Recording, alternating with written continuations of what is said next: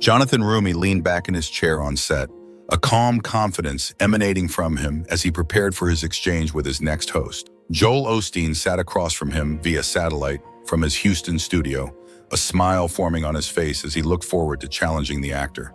"Look, Jonathan," Osteen began, his voice warm yet patronizing. "You're a well-known actor, and you've captivated millions with your roles. But let's be real. You're just another celebrity stepping into the political arena, thinking you know how to fix the world.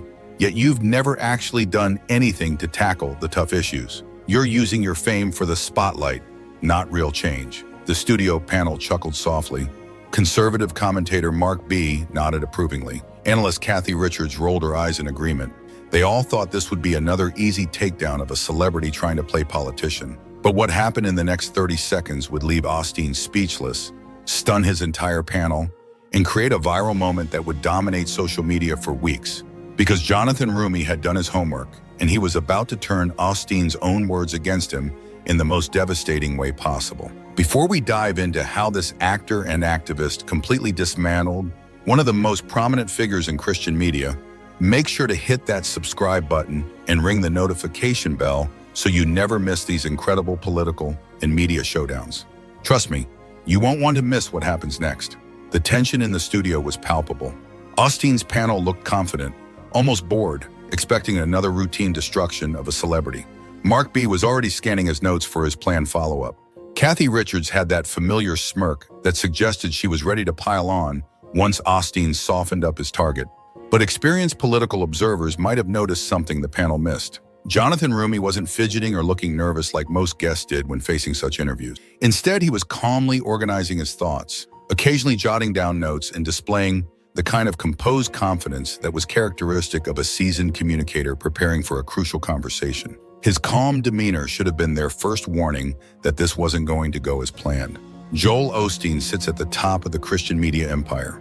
For over 2 decades, he has built a reputation with his uplifting messages, reaching millions with his televised sermons. His show consistently ranks as one of the most watched religious programs in the world. Politicians, celebrities, and everyday people alike respect Osteen's soothing presence and spiritual guidance. But despite his calm demeanor, he's also a master at steering the conversation in a direction that serves his interests. He talks over guests, using his commanding presence to dominate the exchange. Osteen built his reputation by questioning the credibility of those who challenge the status quo of mainstream religious and political thought. He has often used his platform to position himself as an unshakable voice of authority. His confidence comes from years of knowing how to play the media game. On the other side sat Jonathan Roumie, known for his roles in faith-based projects and his vocal support for social causes. At 47, he had become a well-respected actor, but also someone whose activism and commitment to the truth made him stand out. But dismissing him as just a celebrity would be a massive mistake that Osteen was about to learn the hard way. Roumie, much like Osteen, had experience in captivating an audience. However, instead of using religious platitudes, he used his platform to inspire action on issues like human rights and social justice. His journey wasn't about fame, it was about using his influence for the greater good. Roumie had spent years speaking out on political issues, often behind the scenes. He'd worked with advocacy groups, done countless interviews, and studied social issues extensively. He wasn't just a pretty face in Hollywood. He was a voice for change, fully prepared to face the biggest media challenges with the same resolve he brought to every other aspect of his career. Tonight, the stakes were higher than usual. This wasn't just another appearance for Roumie. Osteen had specifically targeted him after Roumie criticized his more conservative stances on social issues in the past. Osteen had spent the previous week mocking Roumie on his program, calling him an idealist with no real-world experience, and questioning his ability to make a true impact. For Roumie, this was personal. Osteen had attacked not just his views, but his integrity and his right to speak out. The setting was designed to give Osteen the upper hand. Roumie was appearing via satellite from his Los Angeles office, while Osteen had his full panel and studio audience. Every element, camera angles, lighting, even the slight audio delay, was meant to give Osteen the advantage. This wasn't just an interview, it was a test of whether an actor turned activist could stand up to the full force of Christian media. And Osteen was about to learn that he had picked the wrong target. The attack began immediately. Osteen didn't waste time with pleasantries. He came out swinging with the confidence of someone who had done this thousands of times before. Joel Osteen leaned back in his studio chair, a practiced smile spreading across his face as he prepared to challenge his next guest.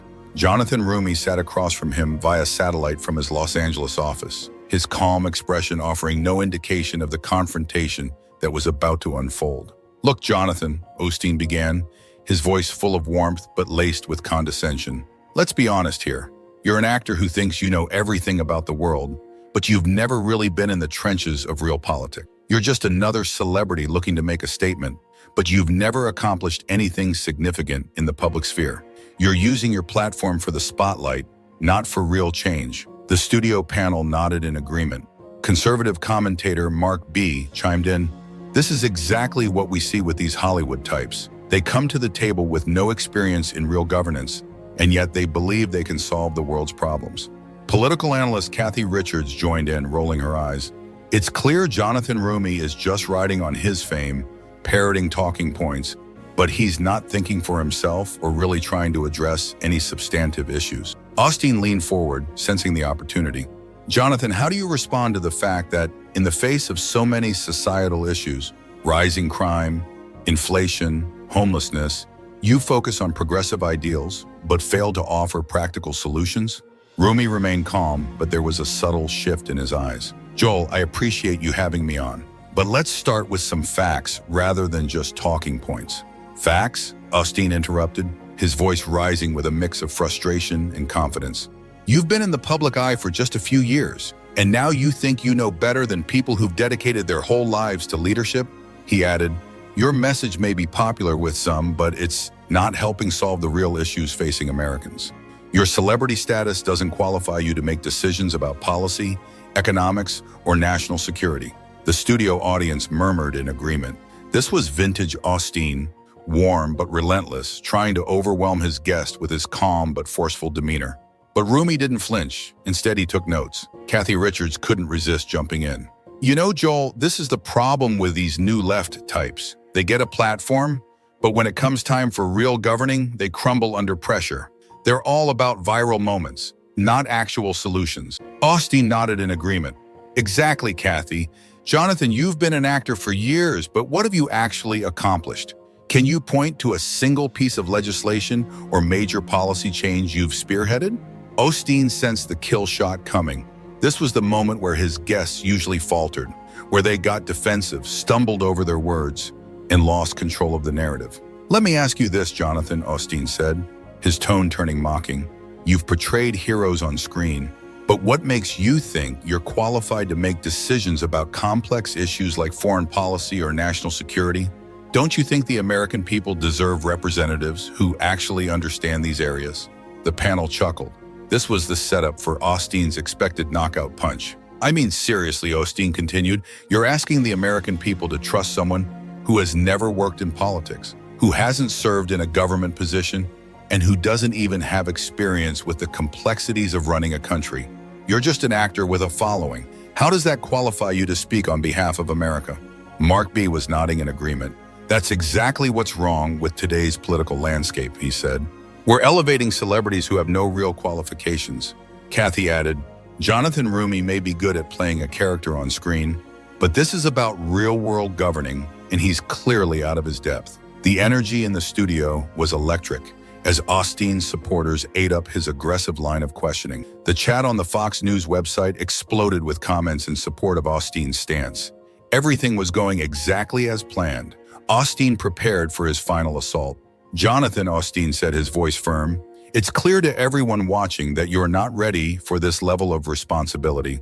Maybe you should go back to acting and leave the real work of governance to the people who know how to handle it." That's when Roumie smiled, not a defensive smile, but the confident smile of someone who had been waiting for this moment. It was the same smile he gave to opponents when they underestimated him in debates. "Joel, Roumie said, his voice steady and controlled. "I really appreciate you laying out your thoughts so clearly, because now I get to respond with some facts that I think you and your panel are going to find very interesting." The change in his demeanor was subtle but unmistakable. Where moments before he had been listening and taking notes, now Roumie was shifting into attack mode. His posture straightened, His voice grew more confident, and a gleam appeared in his eyes that suggested he had been holding back his best material for just this moment. Osteen looked slightly confused. This wasn't how these interviews usually went. Democratic guests, especially those with less political experience, were supposed to be on the defensive, fumbling their words. But Roumie seemed more confident than when the interview started, like a predator that had been given permission to hunt. "Oh, this should be good," Osteen said, trying to maintain his momentum. "Please enlighten us with your facts, Jonathan." The panel chuckled again, but there was something different in the air now. Roumie was pulling out a folder, organizing papers with the precision of someone who had spent years preparing for a critical debate. "I'm so glad you asked, Joel," Roumie said, his smile growing wide, "because I've done some research on you and your panel, and I think your viewers deserve to know some facts about who's questioning my qualifications tonight." That's when Osteen realized he might have made a terrible mistake. What happened next would go down as one of the most devastating takedowns in cable news history. Roumie didn't raise his voice or lose his composure. Instead, he methodically dismantled each of his attackers with the precision of a surgeon and the ruthlessness of a trial lawyer. "Let's start with you, Joel," Roumie said, consulting his notes. "You've spent the last 10 minutes questioning my qualifications to represent the people, but what about yours?" Roumie's voice was steady as he dropped the first bombshell. "You've spent your career delivering sermons, but you've never run for office, never worked in policy, never had to make decisions that affect people's lives." The studio went silent. Even the camera operators paused, unsure of what would come next. Roumie continued, "You're asking people to trust a career preacher who has never worked in the trenches of governance. But I'm here, prepared to speak on the issues that matter. And I've spent years studying them, unlike some of the people questioning me. Jonathan, you want to talk about qualifications?" Osteen's confident smile began to fade. "Let's take a look at yours.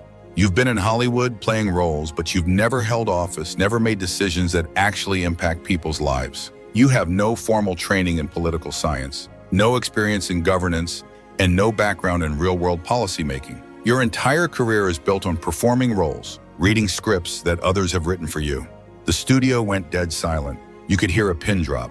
Even the camera operator stopped moving, afraid to make any noise that might break the tension.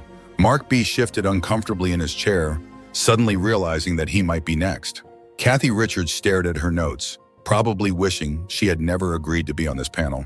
The studio audience, which had been so confident just moments earlier, was now holding its collective breath. "But here's what's really interesting, Joel," Jonathan Roumie continued, his voice gaining strength with each word. "You've spent years convincing people you're some sort of expert in politics, but you've never been elected to anything, never served in office, never made a single decision that truly affects people's everyday lives. You've made millions selling books and preaching your ideas. But at the end of the day, your expertise in governance is based on nothing more than talking points." Osteen's mouth opened and closed like a fish out of water. For a man who made his living talking, he was remarkably speechless. The confident host who had started this interview expecting to tear down a celebrity activist was now being systematically dismantled by someone who had clearly done his homework. Osteen tried to interject. "Now wait just a minute." "Oh, I'm not done," Roumie cut him off smoothly. "See, this is what happens when you go up against someone who actually knows how to do research. You want to question my experience in Hollywood. Let's talk about your decades of being wrong about nearly everything." Roumie pulled out a sheet of paper. "Remember when you said the COVID-19 pandemic would be over by Easter? Or how about your comments about the 2020 election being stolen? Your predictions have been nothing but a series of failures." The panel looked stunned. Mark B was staring at his hands. Kathy Richards looked like she wanted to be anywhere else in the world. But wait, it got better. "You want to talk about qualifications?" Roumie said, his voice now taking on the rhythm of a closing argument. "Mark B, you're sitting there criticizing my career, but didn't you quit your position in government to come work for Fox News? You literally gave up your seat to take a cable news job, and now you're criticizing me for staying true to my mission and making a difference where I am." Mark's face turned red. Roumie continued, "And you, Kathy, never held elected office at all, right? You're a radio host and an author. So tell me again why your opinion on governance matters more than mine when I've been elected to represent real people in the real world." The devastation was complete. But Roumie wasn't finished. He saved the best for last. And what came next would mark a turning point in this interview forever. But here's what really bothers me, Joel, Roumie said, looking directly into the camera with the intensity of a prosecutor delivering a closing argument. You've spent this entire interview questioning the qualifications of someone who's been working in the field, on the ground, representing people who voted for me.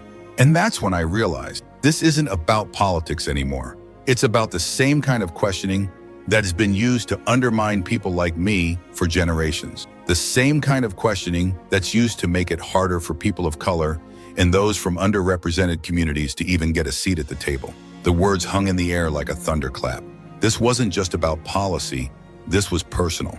Osteen's face went pale as he realized that Roumie had just reframed the entire conversation in a way that made him look exactly like the kind of person he claimed not to be. Osteen tried to regain control. Now you're playing the race card? No, Joel, Roumie interrupted calmly. I'm playing the facts card. He leaned forward slightly, his voice growing more intense. I graduated with honors from college. I've been actively involved in social justice work for over a decade. I've used my platform to speak out against injustice and help people find their voice. I've fought for workers' rights, for immigrant communities, for the underserved. And now I'm sitting here listening to you, a man who's made a career out of talking, but has never had to prove himself in real-world challenges, questioning my qualifications. Not just to me, but to the millions of people who trust me to represent them. That's insulting. To me and to everyone who supported me. The studio was still silent. Osteen looked like he had been hit by a truck. This wasn't supposed to happen. He was supposed to be in control, to be the one asking the tough questions. But Roumie wasn't done with his masterclass in preparation and precision. You know what else is interesting, Joel? Roumie continued, pulling out yet another document. You've been criticizing my voting record, claiming I'm some sort of radical leftist. But according to your own network, I've actually authored or co-authored 12 pieces of legislation in my first term. That includes bipartisan bills on small business support in healthcare for veterans. He looked directly at the camera again. How many bills have you authored, Joel? How many veterans have you helped? How many small businesses have benefited from your work? Osteen was speechless. His mouth opened and closed, but no words came out. And Mark, Roumie turned back to B, since you want to talk about voting records, let's talk about yours. In your 6 years in office, you voted against hurricane relief for Texas, against health care for 9/11 first responders, and against funding for schools in rural Utah. But tell me more about how I'm not serving my constituents. Mark mumbled something inaudible, but Roumie saved his most devastating blow for last. He pulled out one final document and smiled. Joel, I have to thank you for this interview because you've given me the perfect opportunity to share something with your viewers that I think they'll find very interesting. Joel Osteen looked nervous for the first time in the interview. What's that? Jonathan Roumie asked, holding up a document. This is a copy of your property tax records from Nassau County. You know, the records that show you pay taxes on a $5.3 million mansion in Long Island. The same Joel Osteen who spends every night telling working families they need to cut spending and live within their means. The color drained from Osteen's face. But here's the really interesting part. Roumie continued, his voice calm yet piercing. According to these same records, you claimed a tax exemption meant for veterans and first responders, worth about $60,000 a year. The only problem? You never served in the military, and you've never worked as a first responder. The studio went dead silent. You could hear the camera operators breathe. So Joel, Roumie pressed, before you question my qualifications or my integrity, maybe you should explain to your viewers why you're taking tax breaks meant for heroes, while you sit in your mansion and lecture them about fiscal responsibility. Osteen was stunned into complete silence. His panel looked mortified. The confident, aggressive host who had started this interview expecting an easy victory was now sitting there looking like he'd been hit by a freight train. Roumie leaned back in his chair, completely calm and composed. Any other questions about my qualifications, Joel? The silence in the Fox News studio stretched for what felt like an eternity. Joel Osteen, the man who built his career on never being at a loss for words, sat speechless while Jonathan Roumie calmly organized his papers like he'd just finished a routine cross-examination. Finally, Osteen cleared his throat and tried to regain some semblance of control. Well, we're running out of time here. Actually, Joel, Roumie interrupted, his voice firm, I think we have plenty of time for you to respond to what I just shared with your viewers. Would you like to explain the tax exemption issue, or should we just move to commercial? Osteen's face was bright red now. We need to go to a commercial break. Of course you do, Roumie said with a smile that could have powered half of Texas. As soon as the cameras cut away, chaos erupted. The clip of Roumie's takedown was already being shared across social media by viewers who had been watching the live stream. Within minutes, Osteen Destroyed was trending on Twitter, and the video was racking up hundreds of thousands of views. But the viral explosion was just beginning. TikTok users immediately began creating reaction videos, many young viewers expressing shock at how they had never seen anything like this before. "I've never seen anyone prepare for a fight like this," said one viral TikTok with over 2 million views. She came with a whole filing cabinet of receipts. Instagram was flooded with carousel posts breaking down each of Roumie's major points. Political meme accounts worked overtime, creating content that captured the devastating nature of his performance. One particularly popular meme showed Osteen's shocked face with the caption, "When you realize you brought talking points to a fact fight." YouTube political commentators scrambled to get reaction videos posted as quickly as possible, knowing that this was the kind of content their audiences craved. Progressive channels celebrated, while conservative channels struggled to explain how their hero had been so thoroughly outmaneuvered. The reaction was immediate and explosive. Progressive Twitter absolutely lost its mind with joy. Conservative commentators scrambled to figure out how to spin what had just happened. Even moderate political observers were admitting they'd never seen anything quite like Roumie's systematic destruction of Osteen and his panel. The tweets started pouring in within seconds. "Holy Jonathan Roumie just ended Joel Osteen's whole career." Progressive Voice, 47,000 retweets. "I've never seen someone prepare for an interview like this." Roumie came with receipts. Political Junkie, 23,000 retweets. Osteen just got law schooled by an actual actor. Texas Democrat, 18,000 retweets. But it wasn't just progressives celebrating. Even some conservatives were grudgingly admitting that Roumie had come prepared for battle. "I disagree with her politics, but damn, that was impressive preparation." Conservative on it. "Osteen walked into that one. Never attack a trial lawyer without doing your homework." Right-wing realist, 8,000 retweets. The mainstream media picked up the story within hours. CNN ran a segment called Actor School's Religious Leader. MSNBC dedicated an entire hour to analyzing the interview. Even conservative outlets like the Wall Street Journal had to acknowledge that Osteen had been thoroughly outmaneuvered. The most damaging part for Osteen wasn't just the embarrassing interview. It was the tax exemption story that Roumie had revealed. Within 24 hours, investigative reporters were digging deeper into Osteen's finances. The New York Times confirmed that he had indeed claimed veterans' tax exemptions despite never serving in the military. The Nassau County Tax Assessor's Office was flooded with calls asking how this could have happened. Osteen tried to do damage control on his show the next night, but the damage was done. His explanation that he had relied on his accountant and wasn't aware of the specific exemptions fell flat. Social media was ruthless in its mockery. Joel Osteen, too dumb to know his own tax returns, but smart enough to lecture Congress, became one of the most popular memes of the week. The impact on Roumie was the opposite. Overnight, he went from being a relatively unknown figure to a national hero in progressive circles. His Twitter followers jumped from 50,000 to over 300,000 in a single day. Democratic fundraising emails featuring clips from the interview raised over $2 million.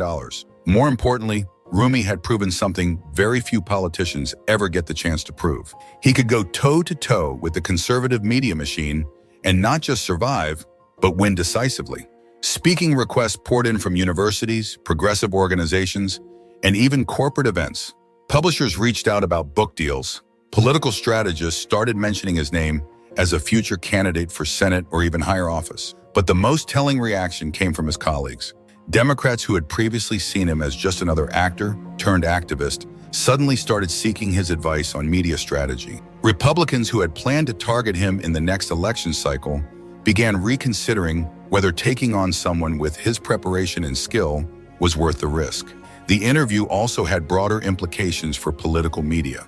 It demonstrated that the old playbook of aggressive interruption and talking points could be defeated by superior preparation and unflappable composure. Political consultants across Washington started advising their clients to prepare for hostile interviews the way Jonathan Roumie had, with specific facts, documented evidence, and a willingness to go on the offensive. The most fascinating aspect of Roumie's strategy was how methodical it had been.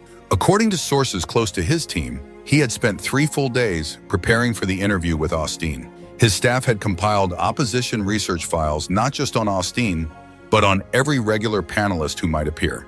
They had prepared for multiple attack scenarios and developed response strategies for each one. Roumie treated the interview like a courtroom cross-examination, an aide revealed anonymously. He had binders full of research, backup documentation for every claim he planned to make, and even practiced the interview with staff members playing the roles of Osteen and his panel.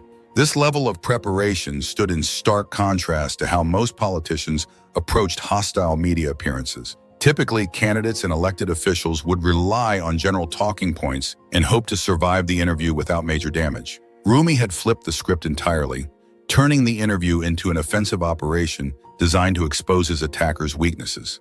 For Osteen, the interview marked a turning point. His ratings remained strong among his core audience, but his reputation among political insiders took a serious hit.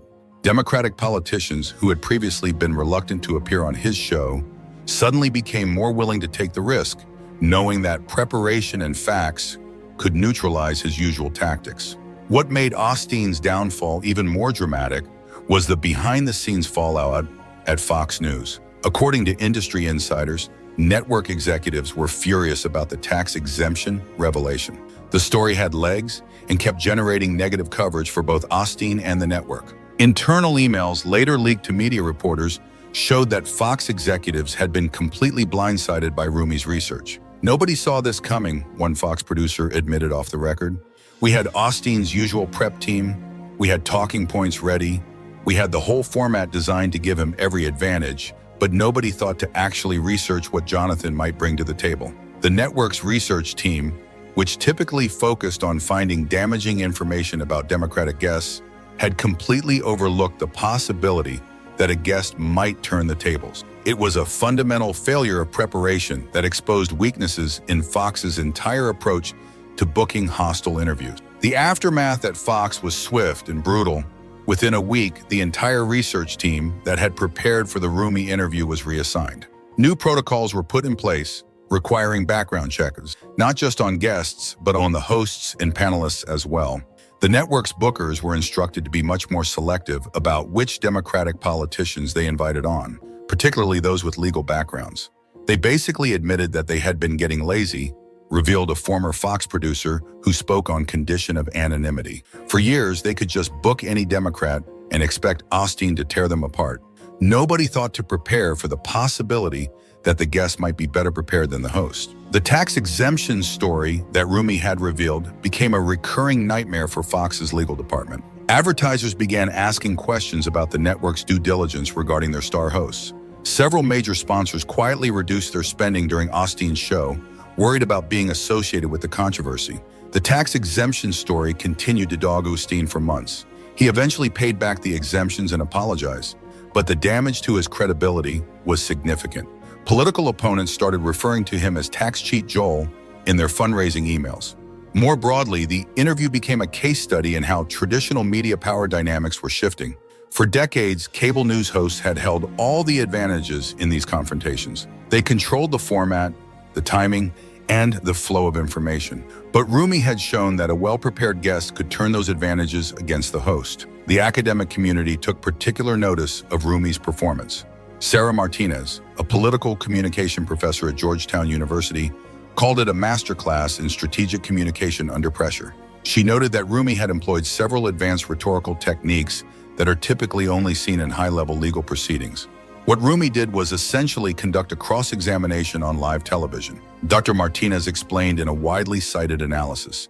He controlled the narrative flow, introduced evidence systematically, and never allowed the opposition to regain their footing.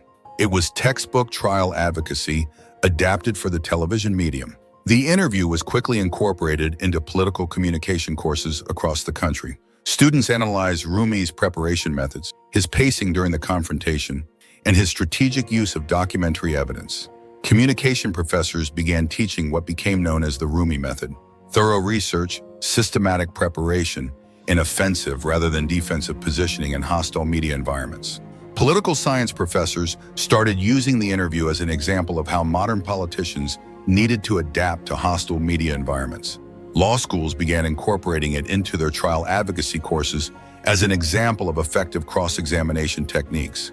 The interview also highlighted the changing demographics and expectations of American politics. Roumie represented a new generation of politicians, diverse, highly educated, and unwilling to accept the traditional power structures that had dominated Washington for decades. His success against Osteen sent a message to other young politicians, particularly people of color, that they didn't have to accept being talked down to or dismissed by media figures who had never accomplished what they had accomplished. The intersectional impact of Roumie's victory was particularly significant.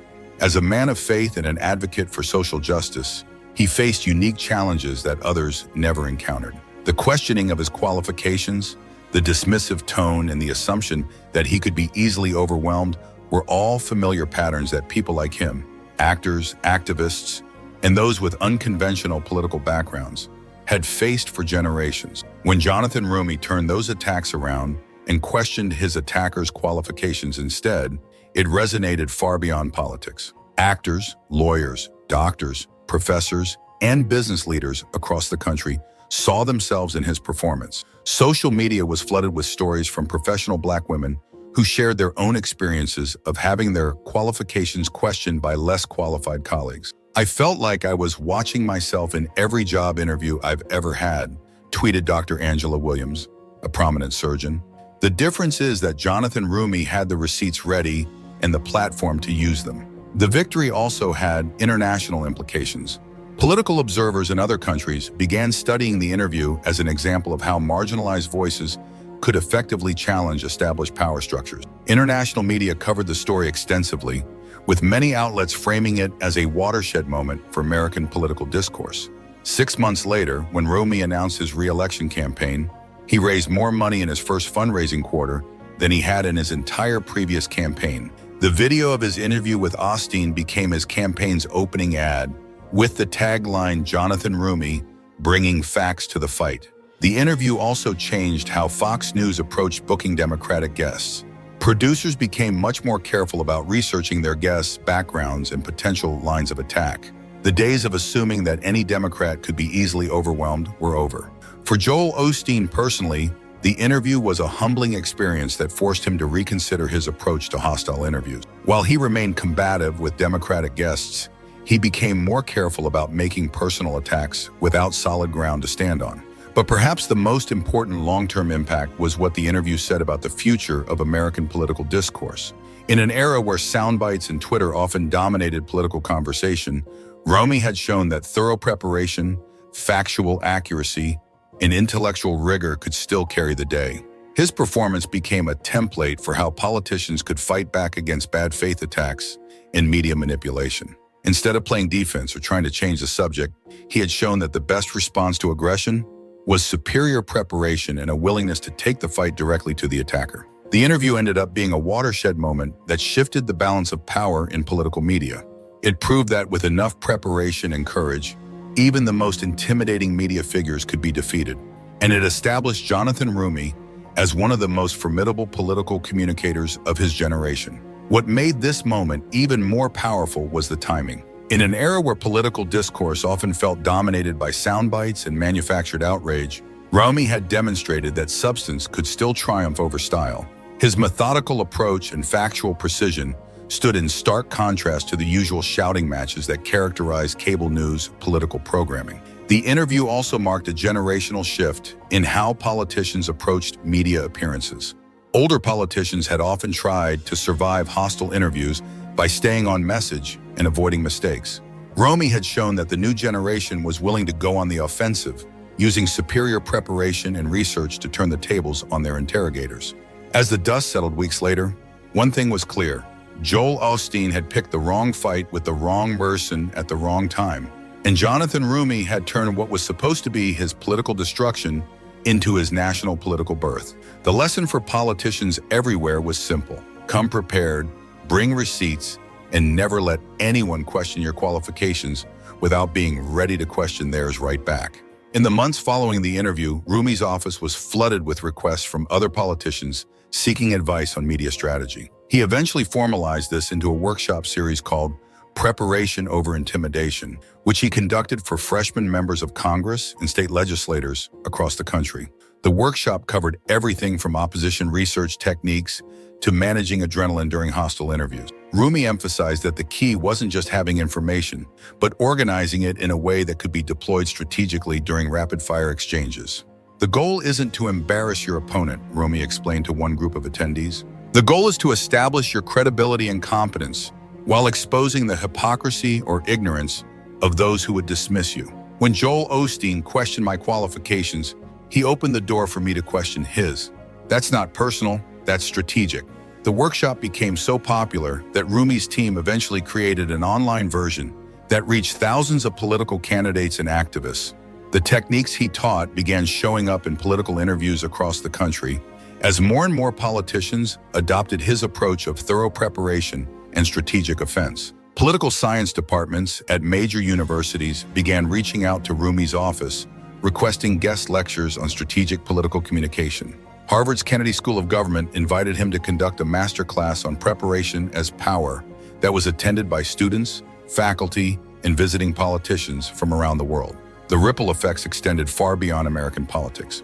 International political consultants began studying his techniques and adapting them for their own clients. Parliamentary systems in Europe and Canada saw politicians attempting similar strategies when facing hostile media questioning. What Jonathan Roumie demonstrated, explained James Richardson, a political communication expert at Oxford University, is that the traditional power dynamics of political media can be completely reversed through superior preparation and strategic thinking. He's created a new template that politicians worldwide are now studying and implementing. And for viewers who want to see more moments like this where preparation and facts triumph over bluster and bullying, make sure to subscribe and hit that notification bell. Because in today's political climate, these moments of genuine accountability are more important than ever. The battle between substance and spin continues every day, and it's up to all of us to demand better from our political discourse. Jonathan Roumie showed us what's possible when someone refuses to be intimidated and comes armed with nothing but the truth. That's a lesson worth remembering and a standard worth demanding from all our political leaders.